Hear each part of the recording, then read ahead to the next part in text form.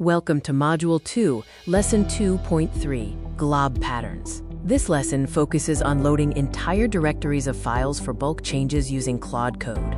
We will explore how glob patterns work to efficiently utilize the model's context window, improving both speed and code coherence across multiple files. Manually copying 12 files one by one into Claude.ai takes 30 minutes and leads to the sequential loop trap. A single glob pattern, like /add src/routes/**/**.py, loads all 12 files simultaneously. This allows Claude to ensure cross-file coherence and consistency using the full context budget. The glob expansion happens client-side within the host shell before reaching the Claude Code CLI. This means the expansion is relative to your current working directory when you launched Claude, not the project root. Be aware that by default, glob patterns follow symlinks and hide dot files, which can cause unexpected results. 4 common failure modes when using glob loading are context window overflow, binary file contamination, ignoring .gitignore exclusions, and ANSI codes in pipelines. To mitigate this, use brace expansion for precision, ensure binary files are filtered, explicitly exclude unnecessary directories, and use the no color flag for piping output. The glob_loader.py script uses a conservative estimate of 4 bytes per token.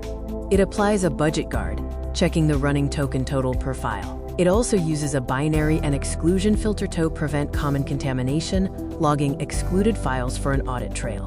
The preferred loading strategy is brace expansion, like /add src/opening curly bracket roots comma models, closing curly bracket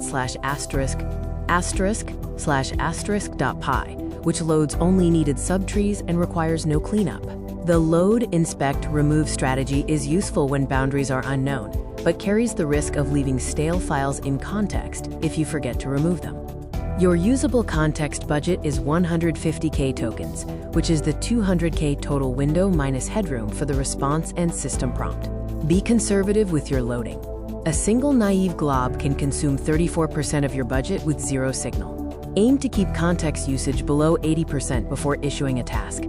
In a case study for adding type annotations, we first established a baseline with /status. We then loaded routes and models separately, confirming the token delta each time. The task was issued with a minimal prompt, resulting in 18 annotated files, using only 3.7% of the total budget. A key advanced insight. The allowed _paths setting in Claude.md is a read boundary, not a glob filter. The glob will list all matching files, but Claude code will refuse to read those outside the allowed paths, providing a crucial security layer against accidentally loading sensitive config files. 5 key principles to apply today. First, estimate before you /add, narrowing the pattern if the cost is too high. Second, prefer brace expansion over sequential loads. Third, run /status frequently to monitor context. Fourth, use allowed _paths as a committed read boundary. Fifth, add no color when piping output. For further learning, consult the Claude Code CLI reference and the Claude.md memory documentation. The lesson workspace provides glob_loader.py for token estimation and dashboard.py for live budget monitoring. You can extend these skills in Lesson 3.3 for batch type hinting. Consider what glob pattern you would write for your own codebase right now. For a 30-minute homework exercise, run glob_loader.py, estimate only on your project. Write Claude.md with allowed _paths, and commit a glob strategy document. The next step is Lesson 2.4, multi-file simultaneous refactor.